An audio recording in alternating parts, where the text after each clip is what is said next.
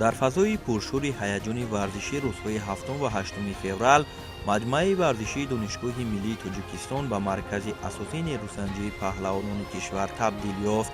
чемпионати тоҷикистон оид ба самбо ва самбои размӣ варзишгаронро аз гӯшаву канори мамлакат ба ҳам овард. нафароне ки бо орзуи қаҳрамонӣ бо заҳмати зиёд дар тамрин ва бо масъулияти баланд ба майдон ворид шуданд. рӯзи дуюм аст ки чемпионати ҷумҳурии тоҷикистон ба самбо баргузор мегардад. зиёда аз 200 варзишгар баромад карда истодааст. мусобиқа байни калонсолон мебошад. хеле ҳам мусобиқа дар сатҳи олӣ гузашта истодааст. мо тайёрӣ ба чемпионати азия ки дар давлати филиппин шаҳри манила мегузарад онҷо тайёрӣ мебинем ва дар охири сол ба чемпионати ҷаҳон ҳатман тайёрӣ мебинем ва бисёр мусобиқаҳои дигар ҳам ҳаст ки мо ҳатман иштирок мекунем. барои мо ҳозир интихоби дастаи мунтахаби тими тоҷикистон маълум шавад ва дар оянда ҳамаи мусобиқаро мо кӯшиш мекунем варзишгарро сафарбар кунем. тӯли 2 рӯз мешавад ки дар ин мусобиқаи самбо ва самбои муҳорибавии ҷумҳуриявӣ рафта истодааст. хеле ки мебинем варзишгарро тайёрии сахт дидан.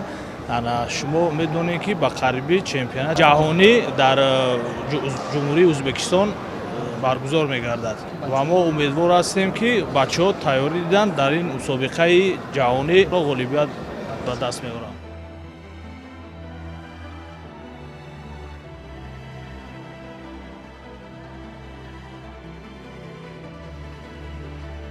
ин мусобиқа танҳо як сабқати варзишӣ набуд, он майдони санҷиши ирода, устуворӣ ва ҳунари касбӣ ба ҳисоб мерафт. самбо ин намуди варзише ки омезиши маҳорати техникӣ, суръат ва тафаккури тактикаро талаб мекунад, имрӯз дар тоҷикистон пайравони зиёд дорад ва чунин чемпионатҳо нишон медиҳанд ки сатҳи омодагии варзишгарони мо сол то сол боло меравад.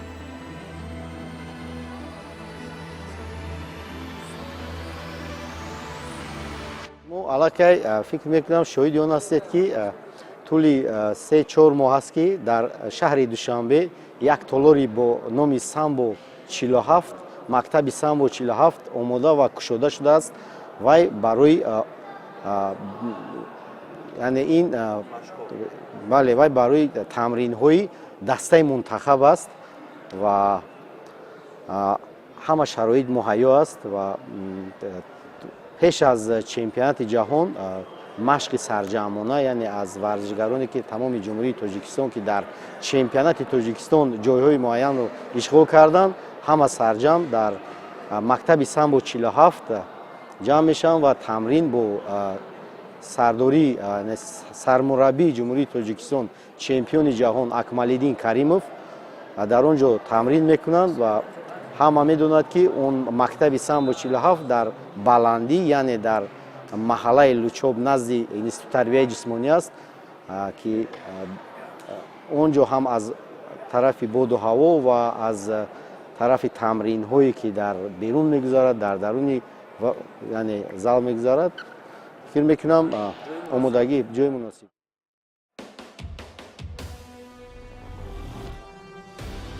сабқатҳо дар чемпионати имсола аз рӯи 14 вазн, 7 вазн дар самбои варзишӣ ва 7 вазн дар самбои размӣ баргузор гардид. ин тақсимбандӣ имкон дод ки ҳам намояндагони сабки классикӣ ва ҳам варзишгарони самбои муҳорибавӣ имкони нишон додани маҳорати худро пайдо кунанд. дар рӯзи аввали мусобиқа мо шоҳиди нерӯсанҷиҳои марҳилаи муқаддамотӣ гардидем. дар ин марҳила ҳар як варзишгар кӯшиш мекард ки бо иҷрои усулҳои дақиқу ҳуҷумҳои ҳисобшуда роҳ ба даври ниҳоӣ пайдо намояд.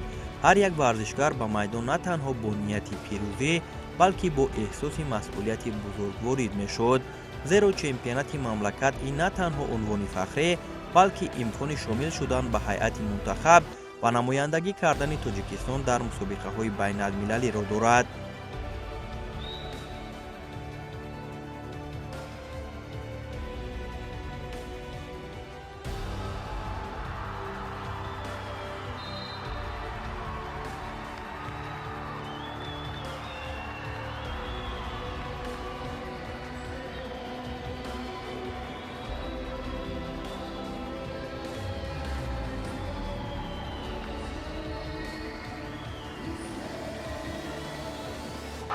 ташаккури зиёд.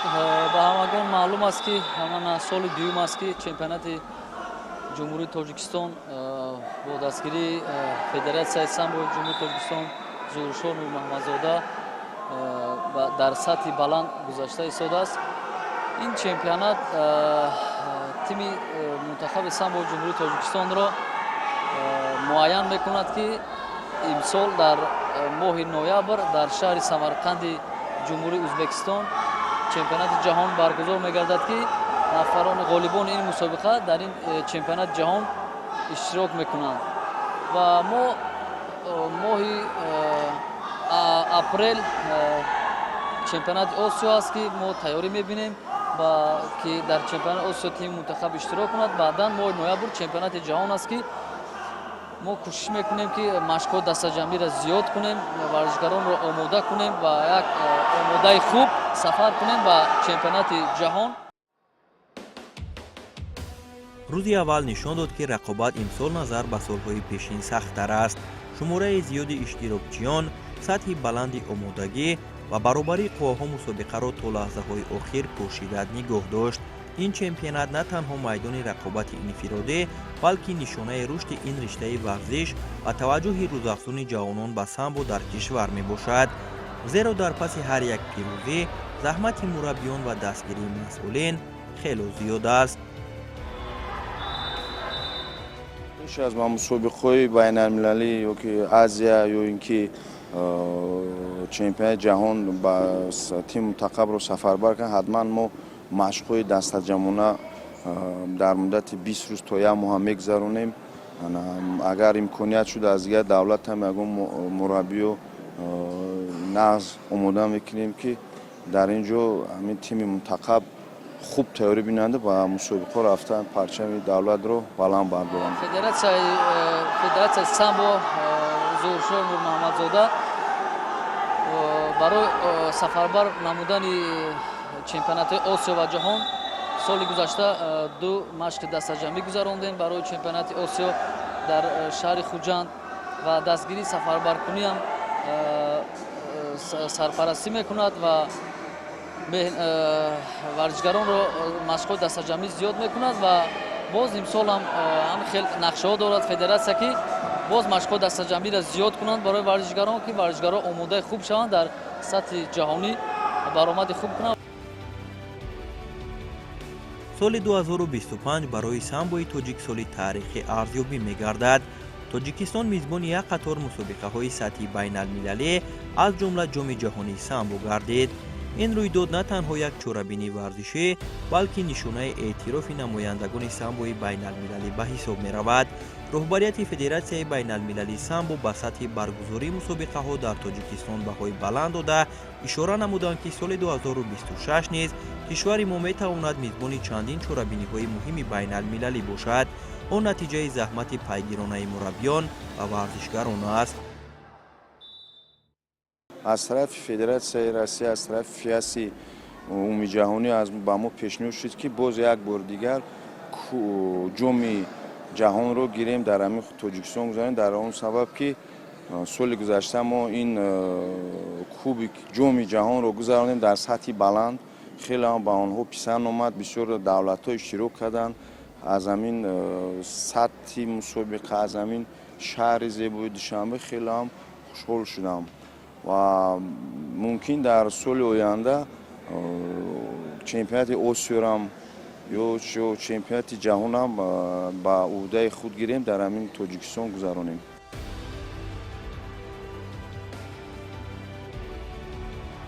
самбои тоҷик имрӯз аз марҳилаи ташаккул гузашта ба зинаи рақобатпазирӣ дар арсаи ҷаҳонӣ расидааст. дар чунин замина чемпионати Тоҷикистон танҳо мусобиқаи дохилӣ нест. он ҳалқаи муҳими силсилаи омодагӣ ба сабқатҳои байналмилалӣ ба ҳисоб меравад.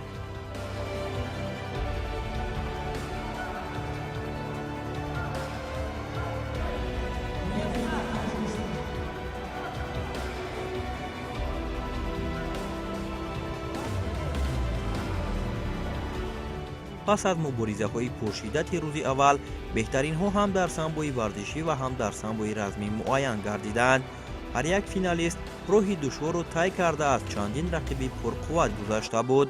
ин худ нишон медиҳад ки рақобат дар дохили кишвар то чӣ андоза ҷиддӣ аст.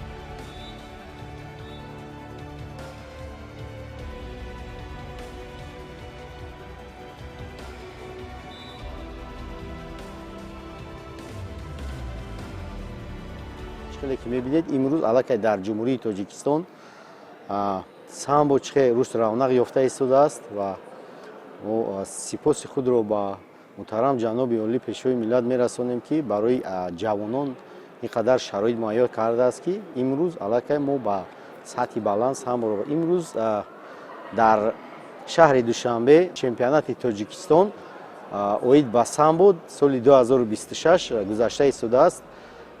аллакай рӯзи дуюм аст ки мо муайян кардем ки ба финал баромад.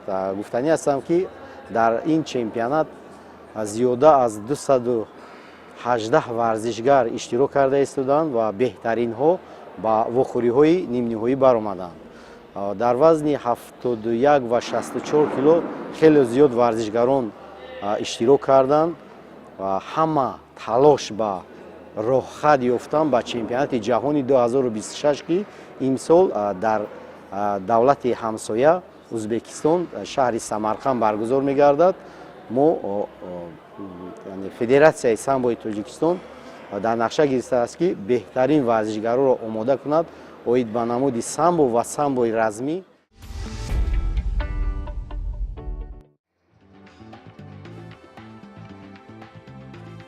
рӯзи дуюми мусобиқа бо интизориҳои зиёд оғоз ёфт, зеро маҳз дар ҳамин рӯз беҳтаринҳо муайян мешуданд ва ҳамзамон роҳхат ба чемпионати ҷаҳон ҳал мешуд. аз ин рӯ ҳадафи иштирокчиён танҳо ба даст овардани медали тилло набуд. ҳадаф муваффақ шудан дар чемпионати дохилӣ ва муаррифӣ дар сатҳи ҷаҳонӣ аст. пеш аз оғози рақобатҳои ниҳоӣ маросими расмии кушодашавӣ баргузор гардид. дар он намояндагони кумитаи кор бо ҷавонон ва варзиши назди ҳукумати ҷумҳурии тоҷикистон ва роҳбарияти федератсияи самбои тоҷикистон иштирок намуданд. суханрониҳои масъулин бо рӯҳияи ватандӯстӣ ва масъулиятшиносӣ садо дод. таъкид гардид ки варзишгарон намояндаи давлату миллат дар арсаи байналмилалӣ мебошанд. варзиш имрӯз яке аз воситаҳои муассири муаррифии давлат дар арсаи байналмилалӣ ба ҳисоб рафта, маҳз тавассути чунин мусобиқаҳо насли ҷавон дар рӯҳияи ватандӯстӣ, иродаи қавӣ ва ҳисси масъулият тарбия меёбанд.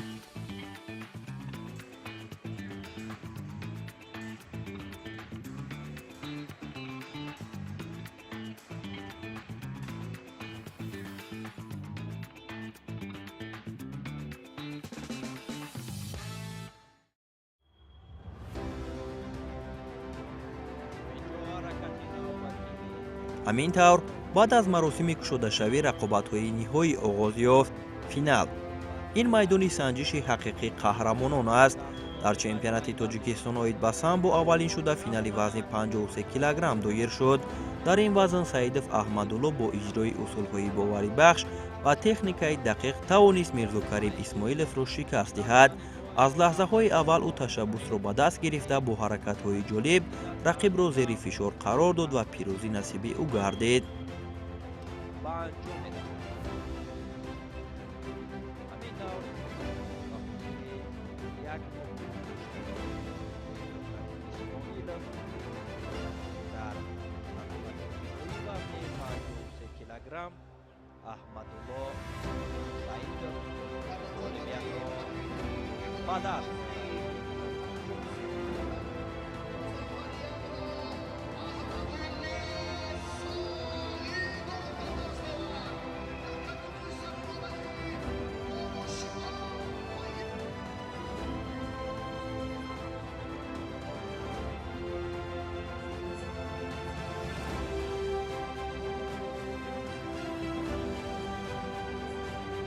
дар вазни 58 килограмм касе ба воҳиҷон қаюмов баробар шудан натавонист.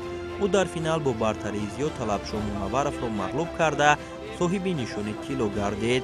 ҳамакнун қаюмов метавонад дар ин вазн тоҷикистонро дар чемпионати ҷаҳони самбо муаррифӣ кунад.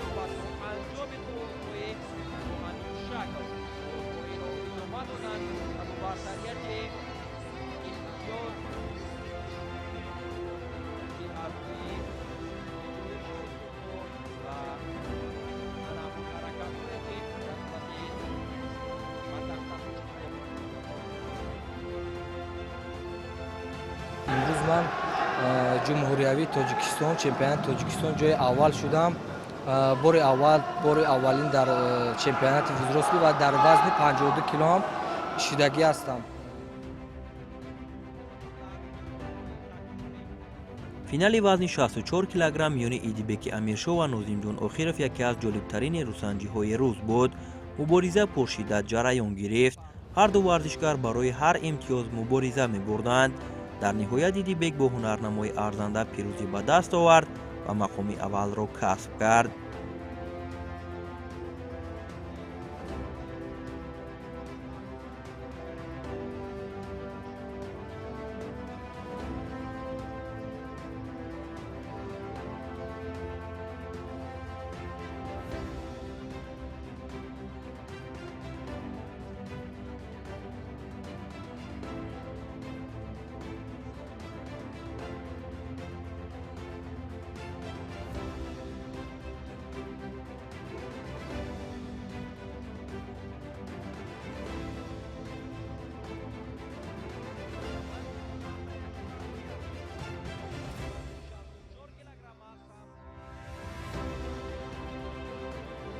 дар вазни 71 килограмм Бинёмин Назиров ва Сафиялло Ҳукуматов барои унвони қаҳрамонӣ муборизаи воқеан пуршиддат нишон доданд.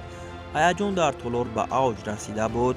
ҳар ду талош карданд ки медали тилло насибашон шавад, лекин як нафар дар финал бояд ғолибият ба даст меовард.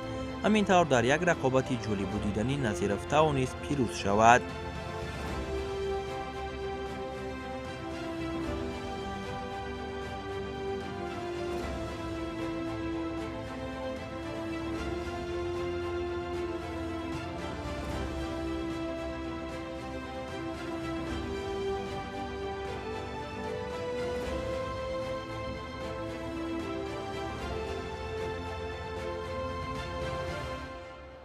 дастгирии мухлисон албатта хело ҳам хуб буд. хело ҳам фикр мекунам ки аз чемпионати ҷумҳурии Тоҷикистони 2025 ин чемпионат мухлисон як ду-се маротиба зиёд буданд ва мо дар ин ҷо шоҳид ҳастем ки паҳлавонон аз намуди яъне кураш, дзюдо, гӯштингирӣ омада дар ин ҷо иштирок карда истоданд ки ҳама медонад ки самбо пеш варзишгарони тоҷик пеш паҳлавонони номдори мо аз самбо зиёд буданд ва мо аллакай 4 чемпиони ҷаҳон дорем дар ин намуди варзиш. мухлисон хело ҳам хуб иштирок дастгирӣ карда истоданд. аллакай Рамазонов Мирзоҷамил ки аз намуди кураш гӯштини миллӣ иштирок баромад мекунад, аллакай ба бозиҳои финалӣ баромадааст. имрӯз мо мебинем ки хоб кадоме аз ин варзишгарон соҳиби роҳхат ба чемпионати ҷаҳон мешаванд.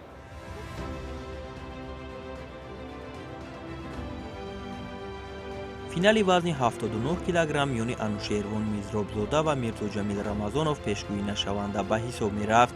бисёриҳо Рамазоновро муддаи асосӣ медонистанд, лекин Анушервон бо тактикаи дуруст ва истифода аз лаҳзаҳои мувофиқ тавонист ки Мирзоҷамилро шикаст диҳад.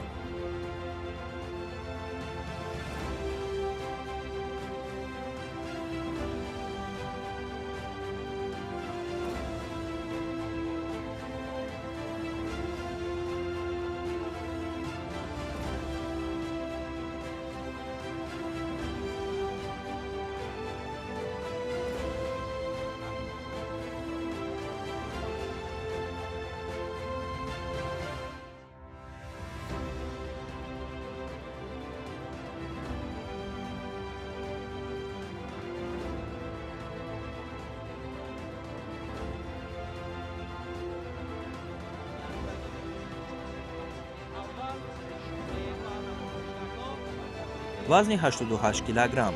дар ин вазн яке аз чеҳраҳои шинохта ҷоизадори чемпионати ҷаҳон Зафар Олимшоев ба майдон баромад. ӯ дар финал бо Ёқуб Назиров рӯбарӯ шуд.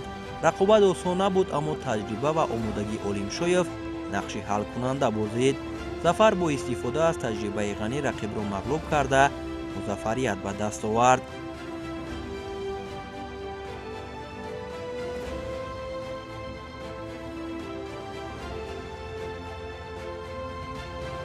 این طولی چند سال است که مراتبه 11 است که ظفر عالمشاهیب در چمپیونات جمهوری تاجیکستان 11 مراتبه سزاوار مدال طلا گشت و چمپیون آسیا است و جایزه‌دار مدال برنجی چمپیونات جهان میباشد.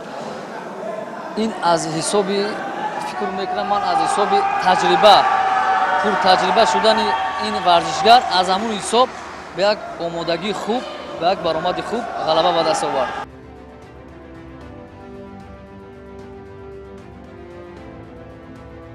در وزن 98 کیلوگرم تویچیبک شریپов و همروز رجبov بعد از شکست همه رقیبان به فینال راه یافتند. نروسنجی پرشدت و برابر جریان گرفت، اما در لحظه های حل کننده تویچیبک برتری نشان داده عنوان قهرمانی را صاحب شد و سزاواری مدال طلا گردید.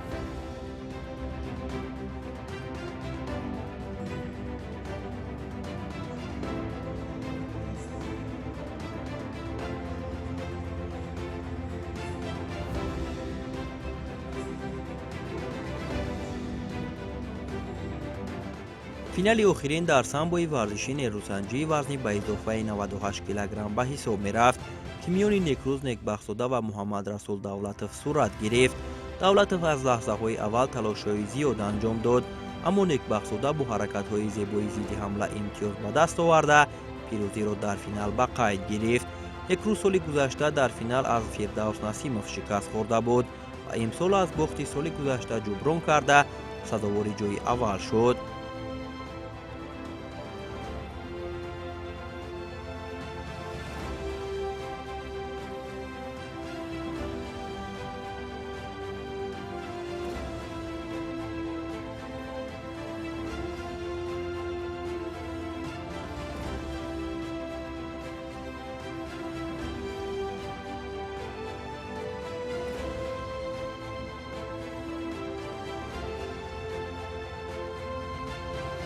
در وزن 71 کیلو دو پهلوان جوان برآمد خوب کرد و فرق کننده بود از دیگر خودی‌های فینالی.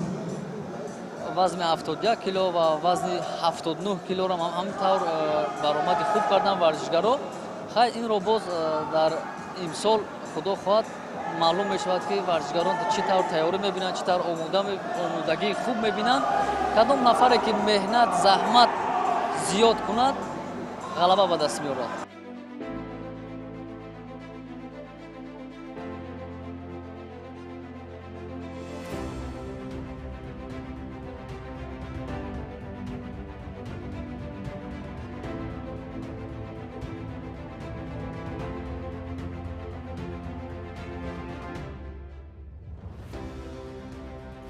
در برابر فینال ها از سامبوی ورزشی ورزشکاران از سامبوی رزمی هم قوا آزمایی کردند. سبقت ها در سامبوی محاربه‌ای نیز خیلی جالب صورت گرفت. در وزن 53 کیلوگرم بیلال جمالov پیروز شد. سیاوش طلعت‌زاده در وزن 58 کیلوگرم، بهروز حلیمov در وزن 64 کیلوگرم، عبدالمنان نبیov در وزن 71 کیلوگرم، عبدالنسیم شریپov در وزن 79 کیلوگرم، مصطفی علیبکov در وزن 88 کیلوگرم، خدابخش رسولov در وزن 98 کیلوگرم، سعید محمد اسمت‌زاده در وزن به اضافه 98 کیلوگرم و رقیبان خود غالب گردیده عنوان قهرمانی را در چمپیونات تاجیکستان در سال 2026 به دست آوردند.